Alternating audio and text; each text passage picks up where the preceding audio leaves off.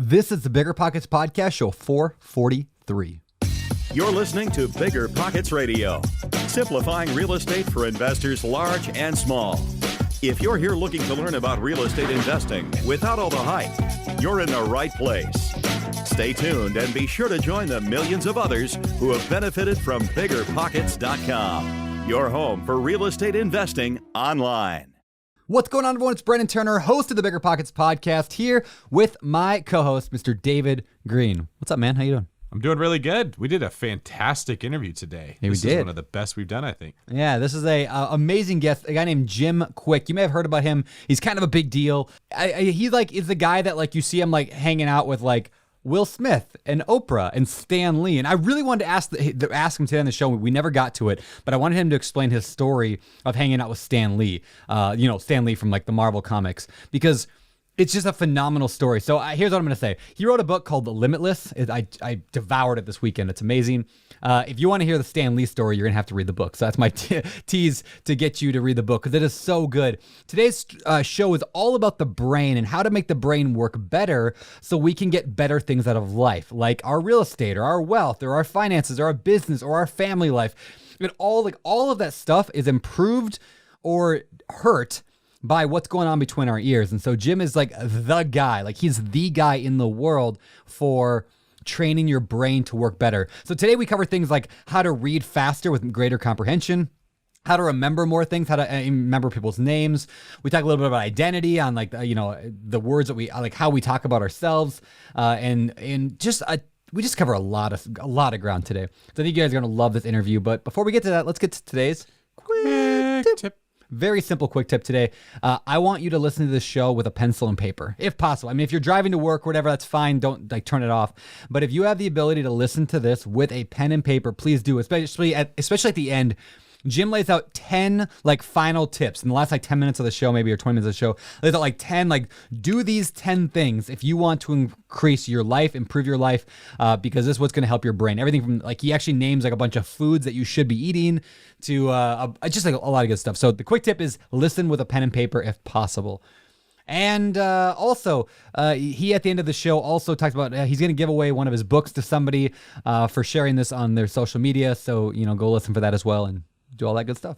I think it's time to get into this interview with Jim Kwik. Anything you want to add before we jump into it? Mostly just that my mind's blown, how good this guy was. He's kind of like a personal trainer for your brain. That's what it is, yeah. Personal trainer for your brain. And I don't think until we talked to him that I ever realized how important it was to have something like that. So I'm very excited to bring this to the masses. Yeah, and I don't want people to think of those. Some people might be thinking right now, well, I want to learn how to buy a duplex, or I want to learn how to multifamily or raise money. I don't need to learn how to learn. I'm going to skip this episode and go to something else. I got to caution you to remember that everything we have, it's our brain drives it. So this is, I would say, more important than the tactics of how to buy that duplex, how to raise money, all that. This is the thing that's going to drive every other area of your business. So listen up, enjoy this interview with Mr.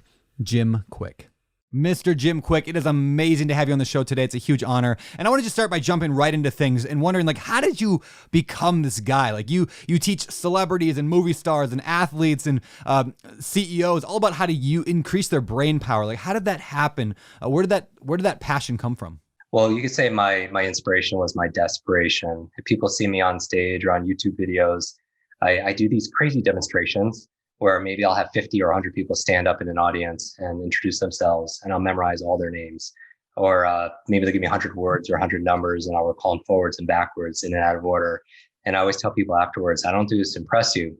I really do this to express to you what's really possible. Because the truth is, every single person who's listening to this, they could do that and a lot more. And you're thinking, no way, I can't do that. But regardless of your age, your background, your career, your education level, your financial situation, your gender, history, your IQ, any of that, none of that matters. There's no such thing as a good or bad brain. There's a trained brain and untrained brain. The reason why I know it's possible is I grew up with some pretty severe learning challenges. When I was 5, I was in school and I had a very bad fall, had traumatic brain injury. I was rushed to the hospital. And before, my parents said I was very energized, very curious, very playful. They said afterwards I was just shut down. And where it showed up the most was in school. I had a very, very bad focus. I couldn't remember anything. Teachers would repeat themselves over and over and over again. And I would have this early imposter syndrome where I would just pretend to understand, but I didn't understand anything. It took me an extra 3 years just to learn how to read. And that was really, when they passed around those books and you get in those circles and that book got closer and closer and closer, I mean, that was just nerve wracking in general. But when it came to me, I would look at it, wouldn't mean anything. I would just pass it on. And so the biggest thing was like when I was 9 years old, I was slowing down the class, being teased for it. And the teacher came to my defense. But all I remember her saying, she was pointing to me for the whole class, said, "That's the boy with the broken brain." And I was just like, wow. From there, that label became my limit, right? As children, you're not born with this idea, you're a blank slate. Your environment, expectations get imprinted on you. And for me, every time I did badly in school from then on, I would say, oh, because I have the broken brain. That became my inner talk, and so that was a big challenge. And, all the way through 18, I struggled with this. And eventually I hit a wall, and I just said, this is crazy. School is teaching me what to learn, math, history, science, Spanish, but there are no classes on how to learn. There are no classes on focus, concentration, on study skills, on reading faster, on memory. And I always thought it should have been the fourth R in school. They teach you 3 R's, reading, writing, arithmetic. Obviously spelling wasn't one of them.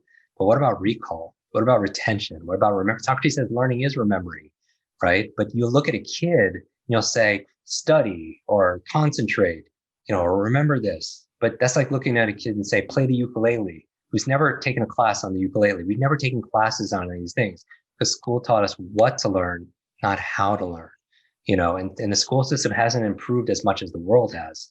We live in an age of autonomous electric cars, spaceships that are going to Mars, but our vehicle of choice when it comes to learning is like a horse and buggy, and so my mission really is, my path, you would say my struggle became my strength, and with challenge comes change. And now my mission really is to build better, brighter brains, to leave no brain left behind. Yeah, that's awesome. So you went from the person that struggled with learning to the one who's now world famous for teaching it. Can you tell us a little bit about what your transition was like to go from one extreme to the other? Yeah, I don't share this usually in interviews, but maybe it's useful for people on their success journey.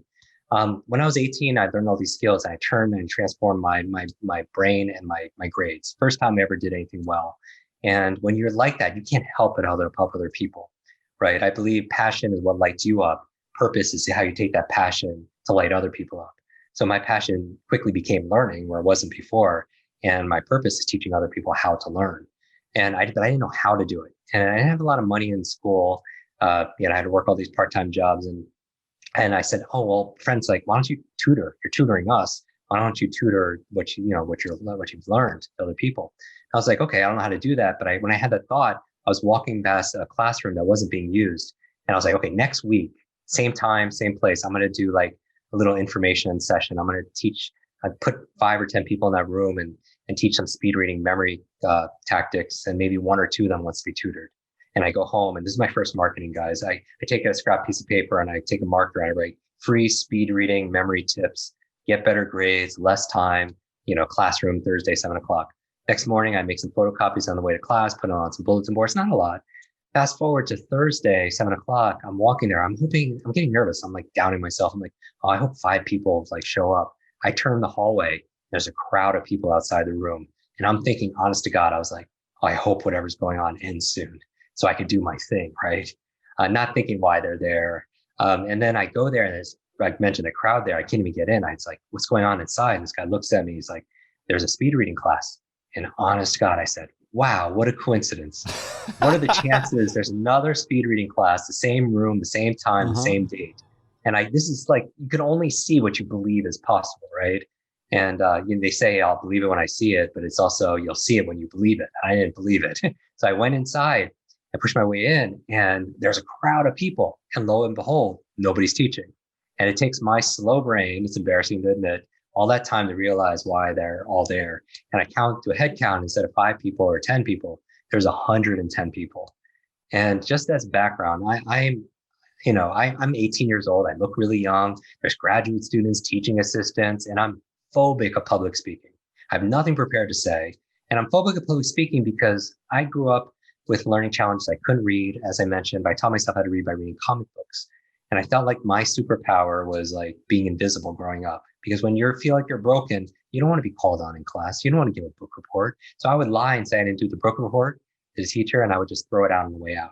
So that I was phobic. So I'm freaking out in that room, and my heart's beating on my chest. I can't even speak, and I leave. I would love to say I didn't, but that's the truth. And I go to this fountain, and something about the water, I don't know about you guys, but like showers, water, it just kind of calms you down a little bit. And I'm just kind of like sitting there, like meditating, and I can't even go back to my dorm room. My friends are gonna make fun of me. And I'm doing this walking meditation, and I stop, and I was like, I heard this voice in my head, it's my mom's voice. And I won't tell you exactly what she said, but essentially it was like, hey, all these people came out to listen. You something you promised, you're disappointing them, you're disappointing me. And I take one step in another direction. And I've noticed back to the classroom. And it's funny, one step in another direction can completely change your destination or your destiny. In Limitless, I have a quote from a French philosopher saying, life is C between B and D. B is birth, D is death, C is choice. That I believe these difficult times can define us, these difficult times can diminish us, or these difficult times can develop us. Ultimately, we decide. And one little choice in another direction completely changes your destination. And I would remind everybody that these small, simple steps that you could take that we're going to talk about in this conversation, just one of them can unlock an incredibly different future, right? And sometimes when we're working and we're persevering, we don't see the doors that your perseverance and your learning is going to unlock, but it's there, it's coming. And so I go back to the classroom, and I don't remember for 2 hours what I said. And that's tough to say as a memory expert.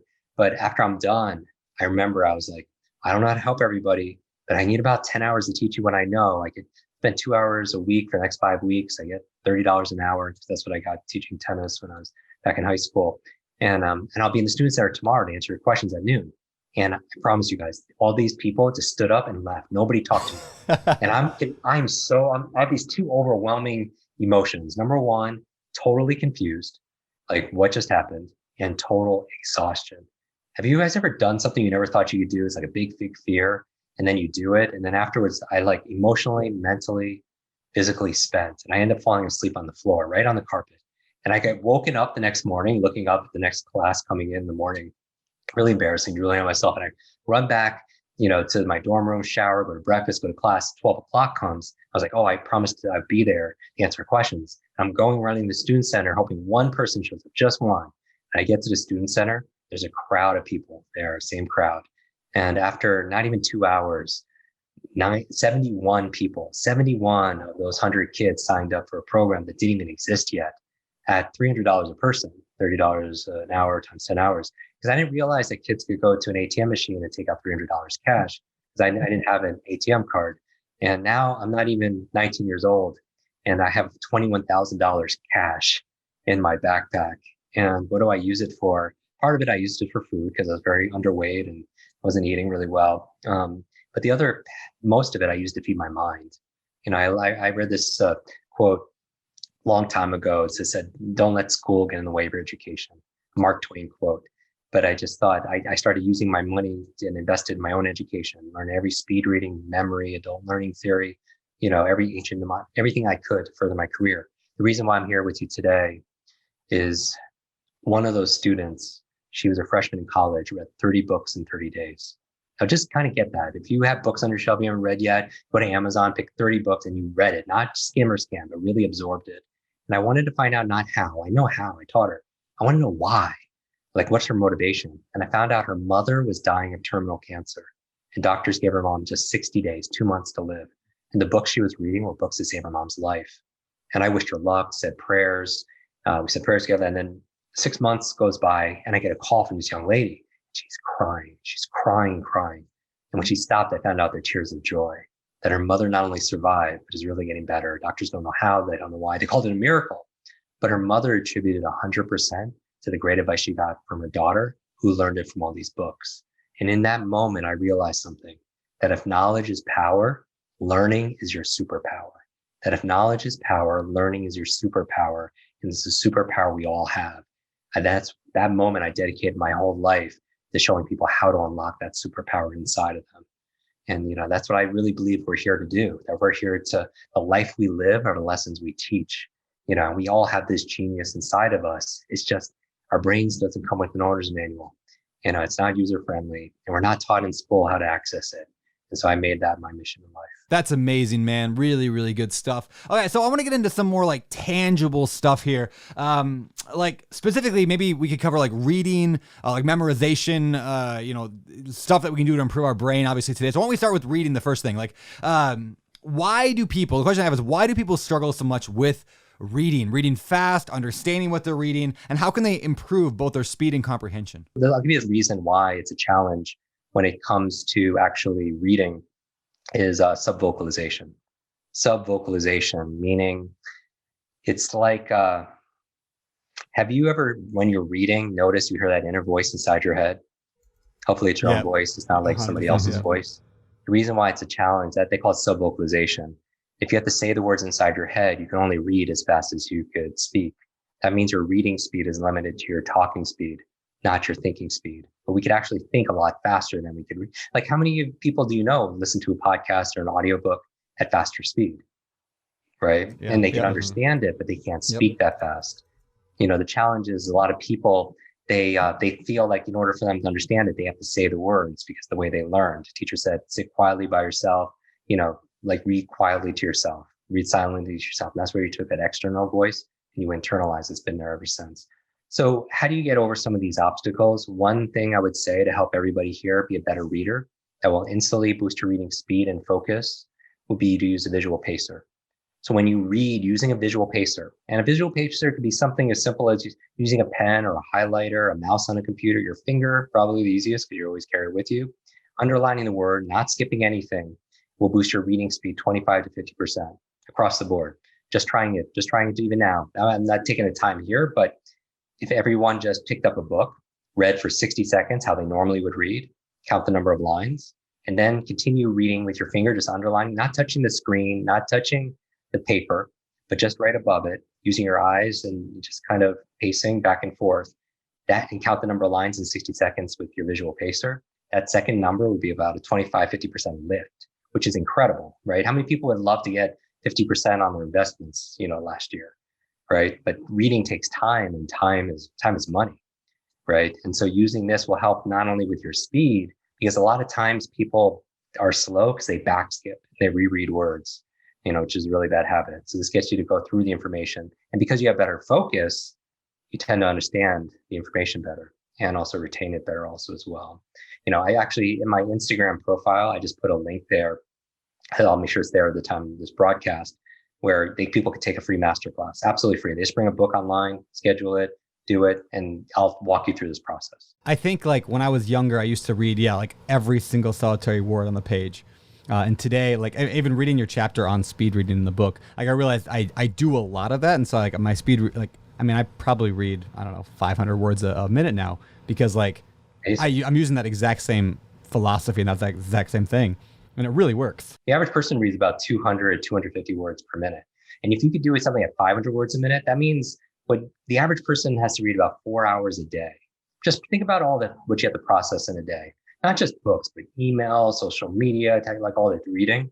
If you save 2 hours a day, like you're doing over the course of a year, that's like 730 hours. Even if you save 1 hour a day over the course of a year, 365 hours, how many 40-hour work weeks is that? Like 9? Yeah. You get over 2 months of productivity, saving 1 hour a day in something ubiquitous like reading, and so that's an incredible advantage in today's economy. In real estate, especially, like we're always networking, talking to people, trying to put together deals. And this is an I am statement, right? I'm terrible at remembering people's names. I've said that for years. And as a result, I am terrible at remembering people's names. And so I'm like the guy that will never say somebody's name, right? I'll just be like, hey, bro, what's up, dude? Because even people I know, I'll like hardly ever say their name just in case I screw that up and I don't want them to think bad about me. So what tips do you have for that? Yeah, we want to erase that for sure. Like I believe that a name is the sweetest sound to a person's ears. Yep. We've heard that, like through the ages. And what's the message we send to somebody when we forget their name? You don't matter. That they don't matter, that they're not important. And it doesn't, and really people don't care how much you know until they know how much you care. But if we're communicating to them, like, we don't care enough just to remember their name, how are we going to show someone to care for their future, their family, their finances, their property, whatever it is we have to offer them if we don't care enough just to remember them? And here's the thing, people remember people who remember them. So it's not even just it's what you know, right? The success is three things.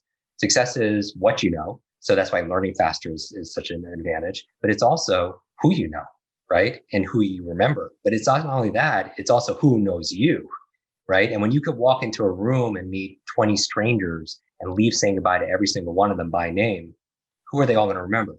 They're going to remember you, right? And that's a standout skill. That it's such a rarity nowadays because everybody suffers from digital dementia, meaning like you put everything in your phone. It keeps your to-dos, your calendars. I mean, how many phone numbers do you have how many phone numbers did you guys know growing up? Like, how many phone numbers did you use? A lot. Yeah, a ton. A lot. Yep. How many phone numbers do you know, like right now, like current numbers? I know my wife's number. Right. That's it. And most people don't even know that. Yeah. Right. And not that, and here's the thing, because I train at Facebook, at Google, at Nike, SpaceX, all these places. At Google, I'll say this, and they're like, well, Jim, why do I have to remember, all this? We created the search engine you might have heard of. They're organizing the information. But here's the thing. We talked about your life is a reflection of all the decisions you've made to this point, but we can only make a good decision based on information that we know. And that presupposes we remember it, right? And that's why forgetting things could cost us a lot. I'm very passionate about this because I lost my grandmother to Alzheimer's, right? And to dementia. And she was my caregiver growing up as a child because my parents, had all these jobs and everything. So we donated 100% of the proceeds of this book to Alzheimer's research and then to build schools for children in need. Oh, wow. 100%. We just did another $50K for Pencils of Promise, built the entire school, classrooms, teachers, everything, because that's our mission in doing this, right? And the work that we do. But going back to the power of your memory is not just remembering facts, figures, foreign languages, as we talk about in the book. It's about remembering your life. It's about remembering your loved ones. If you have anyone you know somebody who has dementia or Alzheimer's, when you lose your memory, it feels like they're losing like their humanity, the thing that binds their world, our world together. So what I've discovered is there's no such thing as a good or bad memory. There's a trained memory and an untrained memory. And this book is endorsed by like the director of the Cleveland Clinic Center for Brain Health, right? The top Alzheimer's researcher at Harvard University. I train at these institutions, and we found that 1/3 of our memory is predetermined by genetics and biology, but 2/3 is in our control. So what I would love to do is tell you about that 2/3 that will move the needle for all of us, especially to be able to remember names, to remember client information, right? Product information, property information, and so on. So here are 3 keys to a better memory, everyone. And if they can, take notes, because there's a learning curve, but there's also a forgetting curve. So this is kind of like a little master class on like a big brain upgrade for everybody. But within 2 days, the forgetting curve says that you're going to lose upwards of 80% of something you hear once, which is tragic, guys, right? Yeah. You hear a podcast, you read something, within 2 days, 80% of it could be gone. And so how do you mitigate that? Through these techniques, and start by taking notes, right? So everyone remember MOM. If you want a better memory, MOM, and I'm going to pull out the acronyms, and a lot of them. Ready? Let's say somebody has trouble remembering names, right? So Brandon, you have trouble remembering names, and that's 90% of the population, right? But let's say there was a suitcase, $10 million cash for you. It's from Ed Milet. For you or your favorite charity. If you just tax-free, if you just remember the name of the next stranger you meet, right? Who's going to remember that person's name for $10 million cash? Yeah, for sure. Cash. For sure. Everybody listening is going to be able to do that. Now, how come everyone's a memory expert all of a sudden? Or before they said they're horrible with names? It's because what technique did you use? Nothing. The M in MOM stands for motivation, right? And I really do believe that a big part of success is understanding your own motivation and the motivation of the people around you. Motivating your team, motivating your kids, could be motivating a prospective client to buy something, right? And so motivation, when we talk about a whole section of the book, the key to overcome procrastination, everything, fundamentally motive for action is your why. So ask yourself, why do I want to remember this person's name? Simple thing like asking yourself, why do I want to remember the person's name? Maybe to show the person respect. Maybe it's to do a deal. Maybe it's to practice these things I learned, on this podcast. Because if you can't come up with the reason, you won't get the result. Reasons reap results, right? And then I'll tell you, like, if somebody's listening to this and they are making excuses and they are complaining, where's your why? What's tapping your heart? What's your purpose? Who's counting on you to play your A game today, right? And sometimes we disassociate. We try to distract ourselves by, whatever, whether we eat or we watch or whatever. But the reality is, here's something. I'm going to drop a couple names here, not to name drop, but but because it'll be memorable for everybody. Years ago, I get a call. There's a big fight. You guys know it. It's Mayweather Pacquiao. And I get a message from Sylvester Stallone. And he's like, do you want to watch the match together? I'm like, do I want to watch like the biggest, like boxing match in history with Rocky? Definitely. I go to his home and I'm sitting on his couch, and get this, I'm sitting here and Sylvester Stallone's sitting right next to me. And to his left on the other side is Arnold Schwarzenegger. Oh, wow. And I swear to God, if somebody took a picture of that couch, people would be like, who photoshopped that Asian dude in that picture? Because it just doesn't belong, right?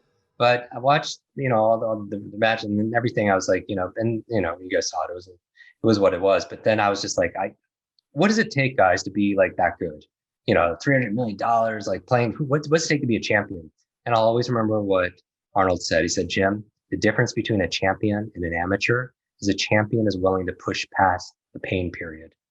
I was just like, that's interesting how you talk about pleasure and pain, because I remember asking Stallone right after that about something he asked me what I was working on, and I told him about a project, and I said, should I do it? And he had the same languaging.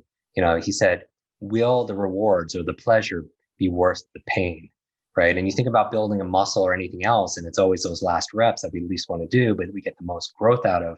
And sometimes finding your reason will give you enough purpose to get through those hard times, to develop grit. So purpose. So motivation, first thing, I want to remember something I read or listen to on a podcast or someone's name, ask myself why, right? And then if you don't come up with a reason, you probably shouldn't be doing it, or you're definitely not going to get the result. The O in mom, you guys watching this on, if people are watching this on YouTube, yeah? Yep. Okay, so do this with me, guys. Shake out your hand like this. You guys, both of you, like shake out your hand, and make a fist, and then put it to your chin. Yeah. Where's our chin? Okay. And it's funny because and I do it in audience. I to people listening on audio, I put it to my cheek. Yep. But it's interesting because the O in mom stands for observation. And a lot of times people blame their retention when they forget a name. When it's not your retention, it's us paying attention. The art of memory is the art of attention.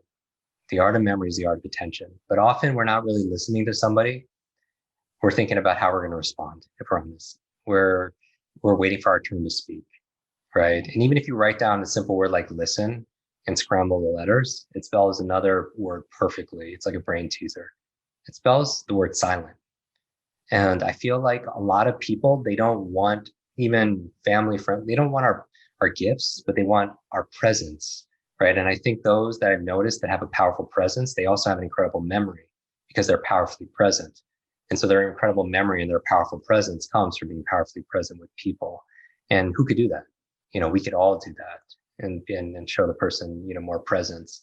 And people feel that, right? Maya Angelou, the famous poet, she said, people will forget what you say, they'll forget what you did, but they'll always remember how you made them feel. So the O is observation. So you have motivation, observation, and the last M in mom, methods. And methods for doing it. And I put it last only because you want to just tap 80% of success. I don't know what you've found in your industry is really is psychology. For sure. Right. It's that mindset, is their drive and motivation. The mechanics, people know. I mean, how many podcasts people have listened to know how to do this, or even how to have 6-pack abs? I mean, it's not like the methods are clear. Yep. But common sense is not common practice, right? Because knowledge, you talk about lies. Another lie is knowledge is power. And it's not. At best, knowledge is potential power. It only becomes power when we utilize it. But the truth is, all the podcasts, all the books, online programs, all the coaching, none of it works unless we work. And so the methods are really simple. I'll give it to people right now, and you can write them down. I'll give you 10 tips for a better brain. And this will be worth it right here. I feel like that if people just got this part of it, it could change everything.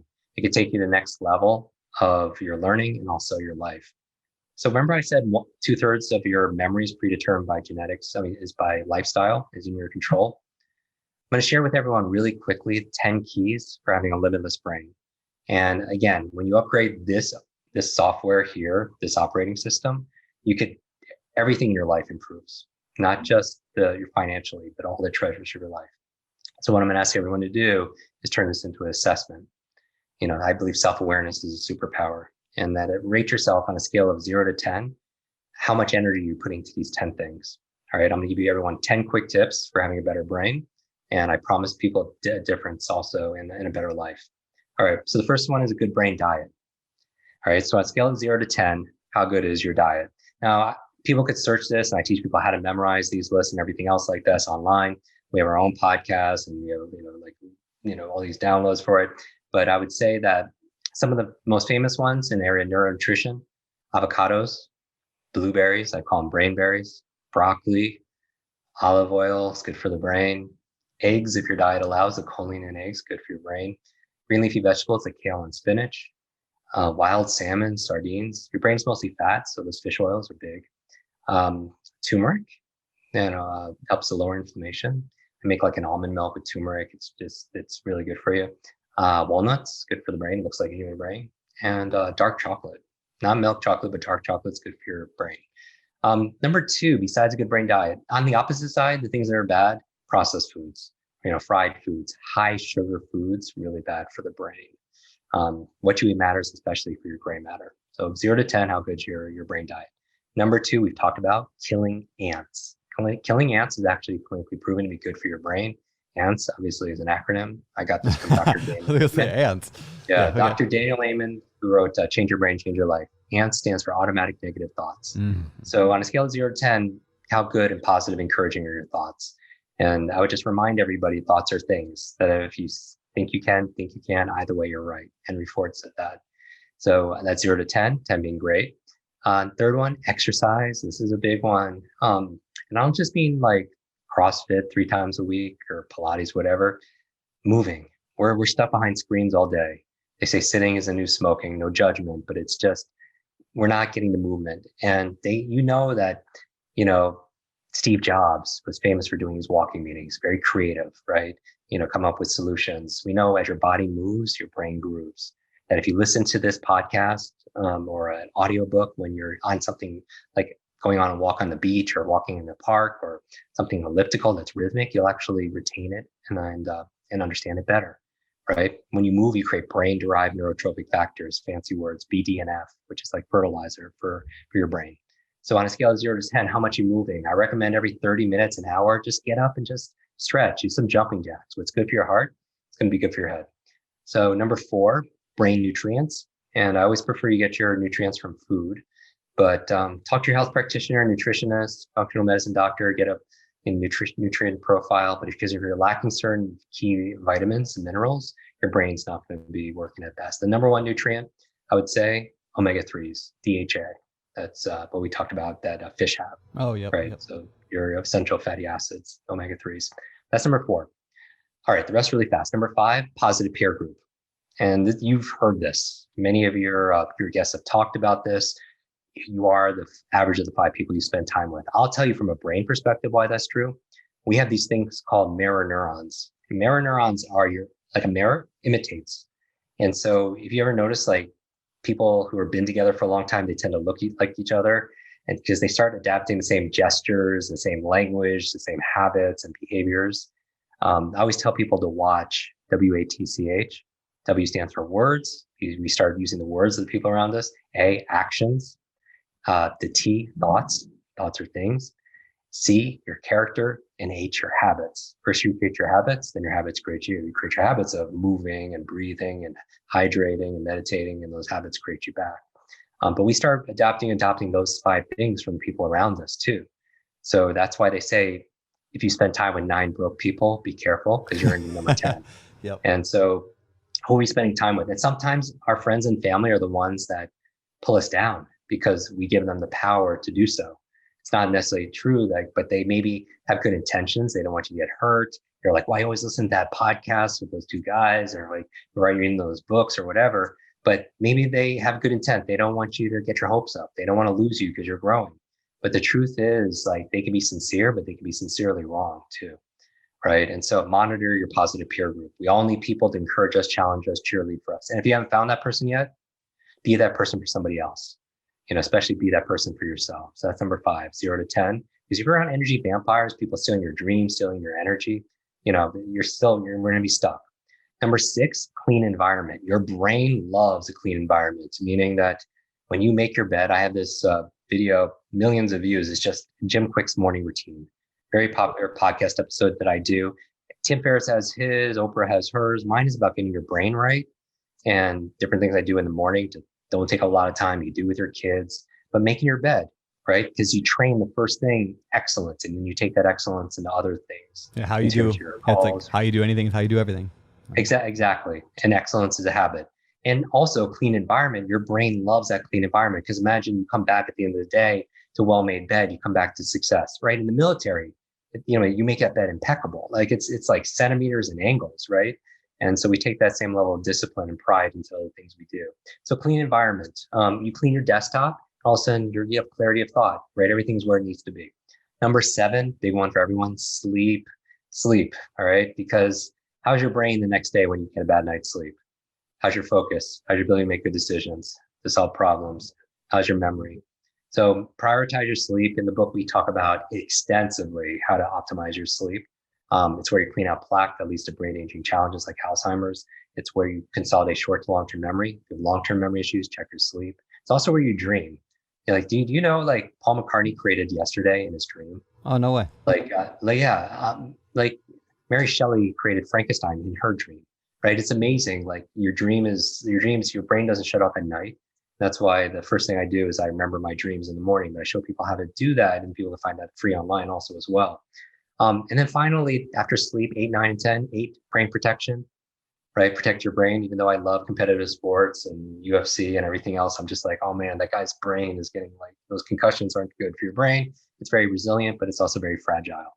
And so wear a helmet on a scale of 0. I had 3 traumatic brain injuries before the age of 12. So, it's just take care of your brain. And then finally, 9 and 10, 9 is new learnings. And, people ask, what's the through line behind all success? I mean, these people are dedicated to lifelong learning. They're avid readers. I just did an Insta story with Will Smith, who did the cover quote for the book. And, I was like, what's 2 things you do to keep you at your best? And he's like, I run and I read. I have to do something physical and something mental every single day. And I would say human beings are the ultimate adaptation machine. We adapt to stress. We adapt to challenge. With challenge comes change, and to challenge yourself each day, especially with your learnings. There's a study done on longevity with these nuns. They were living 80, 90 and above. They said the secret to the longevity, half of it was their emotional faith, their gratitude, but the other half, they were lifelong learners. And because of it, it added years to their life and life to their years. It was on the cover of Time magazine. The study was called Aging with Grace. Very, very beautiful. A lot of faith there. So that's number 9. And finally, 10, stress management. All right. If we could talk about this, what's going on with the world, and chronic stress shrinks your brain. It puts you in fight or flight or freeze, but you're not going to build your real estate empire. You're not going to get to the next level if you're just stressed all the time because you're flight or freezing. Right. And so what are you doing to cope with stress on a scale of 0 to 10? How well are you coping? My go-to is like 10, 20 minutes of meditation. People are like, I don't have 20 minutes then you need to, if you don't have 20 minutes, you have to meditate for like an hour. So your life is so busy like that. And meditation, just by the way, and I talk about my process in there or online, you can find it, Jim Kwik Meditation. It's not about controlling your thoughts. That's what people think it is, but you can't control your thoughts anymore. You can control your heart from beating, Yep. Right? The goal is not to control your thoughts. The goal is not to let your thoughts control you, right? And when you're quiet and you focus on your breath or some kind of word or mantra, you exercise your focus, right? You bring it back, from the world of distraction. And that shows up when you need to read or when you need to do sales calls or presentations or investor meetings and so on. So those are 10 keys for having a limitless brain. And you can do all of them, but if you're neglecting your sleep, you're going to wonder why you're not getting the results. If you're around like a lot of energy vampires or eating a big processed meal and you're in a food coma, like everyone wants to know what the magic pill is. There's no pill, but there is this process. That's so good, man. That's so good. That's one of those, I want everyone to rewind the last 5 or 10 minutes here and listen to those 10 again. Put those into practice. You will be a different person. You talked about earlier, Jim, like just this, like when you see I used your name there? That's pretty good, right? Yeah. But I had this fear for half a second, like, oh, what if I got his name wrong? Happens. But if you would have taken a step in the other direction, you would have ended up somewhere totally different, right? Like I like to think if you put those 10 things into practice right now, and none of them are super complicated things. There's like good advice. Like if you put that in 5 years from now, you're going to be a completely different person. It's amazing what those little changes will do. You know, I think something I really like about what you shared, Jim, is you talk about the brain very similar to how athletes talk about the body. If I didn't know that you were speaking about the mind and I was just listening to this podcast, I could absolutely believe that you were talking about ways you break down muscles and they build up stronger and form your body to form specific functions, right? By the way that you train yourself and the way that we respond. Challenge brings change. You have to put yourself under stress and you will adapt. I think it's fascinating and it's an incredibly empowering concept that if you don't like your body, we all know you can change it. And that's because it can be seen. Well, you can't see what your brain is doing, but you can see the results that come from it. And this is very similar. I love that so much. That's such a powerful observation, David, because it's one of those things. Like I wear a brain. If people are watching this on video, I have a brain on my shirt. Oh, right? yeah, you're right. Yep. And I always have this in any, like most photos, everything. And the reason why I do is because you're exactly right. What you see, it's in our awareness. Because if it's in our awareness, we tend to take better care of it. So some people could see, their skin, they can see their car, they can see their clothes, whatever you see, you tend to, take care of, but we don't see the thing that controls everything. So I always kind of wear these shirts, you wear your emotions on your sleeves, maybe you wear your genius on your chest. But I absolutely, people have been calling me a brain coach from, for years. And it's like, wow, that's really accurate because a personal trainer, what does a personal trainer do? They get your muscles, they get your body stronger, fitter, more agile, more energized, more flexible. Well, I want your mental muscles to be stronger, more energized, greater endurance, more flexible also as well. I want it to be faster and these mental muscles. And so I like to take people to the mental gym, if you will. And so, and the brain is part of the body, right? It works. The brain it's an organ, but it acts more like a muscle. Right. It says here, use it, my shirt, it says use it or lose it. Yep. But if I put my arm in a sling for 6 months, it wouldn't grow stronger. It wouldn't even stay the same. It would atrophy, grow weaker. Yeah. And that's where people's cognitive decline comes from. Usually when they graduate school, because then they think, oh, my learning is done because my education is done. There's a dip. And when they retire, because often when people retire, they retire their minds also as well. And then their body's not far behind. That's such a good point because most of our bodies do fall apart at old age. We got out of the sport we played or we got out of whatever we were doing. We got in a relationship. We got content. You let your body fall apart. It would make sense the mind would do the same thing. So, 100%. Well, thank you, Jim. I mean, this has been, pardon the pun, mind-blowing to get to talk to you here today and some of the information you shared. For people that are at the edge of their seats and they just want to know more, where can they find out more about you? For podcast listeners, we have our own podcast. It's 15 minutes long. And you can just search Jim Kwik on your podcast app and you'll see it there. Or you could go to Kwik Brain. Most people go to Kwik Brain. You just have to spell it right. Kwik really is my last name, but it's spelled Kwik brain.com. And there they'll also get access to videos where I'll take people on stage and show you how I remember their names through different techniques.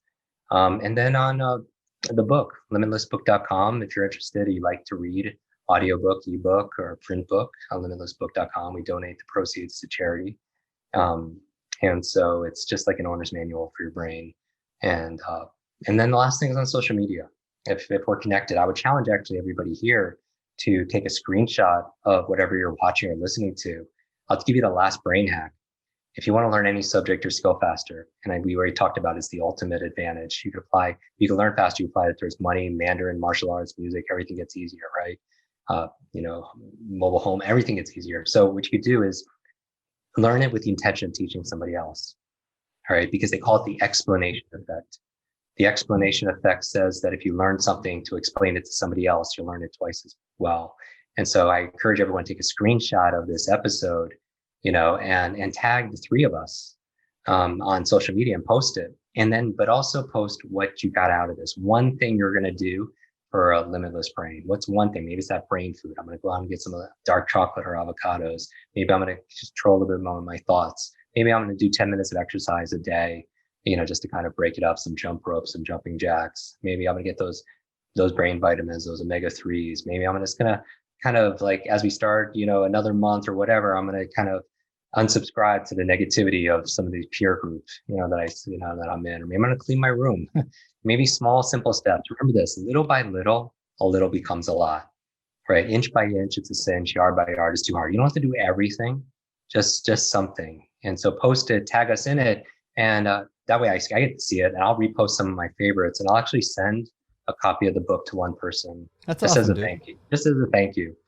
Because I really appreciate anyone who watches this. I know you have a very, dynamic community. Everyone here is already a lifelong learner. They wouldn't be listening to this, if they weren't. And I believe that we're all on this journey together, and the journey we're on together is to reveal and to realize our fullest potential. And I believe there's a version of you that you haven't met yet. And our goal is to keep showing up until we're introduced to that person. I always tell people, this is the most quoted thing I say on like Twitter and everything, but life is like an egg. If an egg is broken by an outside force, life ends. But if it's broken by an inside force, life begins. Great things begin on the inside. I believe everybody who's listening, if you're listening to this, you have greatness inside of you. You have genius inside of you. And, now's the time to let it out. You don't want to downgrade your dreams to meet this current situation. You want to upgrade your mindset, your motivation, your skills to be able to meet those grand dreams. Well, thank you so much for being a part of this today. This was awesome. I encourage everyone to go pick up a copy of Limitless. It is amazing. And I mean, it's one of those if you change the fuel that goes into your body, it's going to affect every part of your life. This is the fuel that goes into your brain. Like, this is how we improve our brain. And so if you're trying to improve your relationships, your parenting, your wealth, whatever it is, your body, all that stuff is improved by fixing and improving your brain. So thank you for writing this, and thanks for joining us today. Thank you both so much. All right. Awesome. This has been great, Jim. This is David Green for Brandon. Glad he at least remembers my name, Turner. Signing off. You're listening to BiggerPockets Radio, simplifying real estate for investors large and small. If you're here looking to learn about real estate investing without all the hype, you're in the right place. Stay tuned and be sure to join the millions of others who have benefited from BiggerPockets.com, your home for real estate investing online.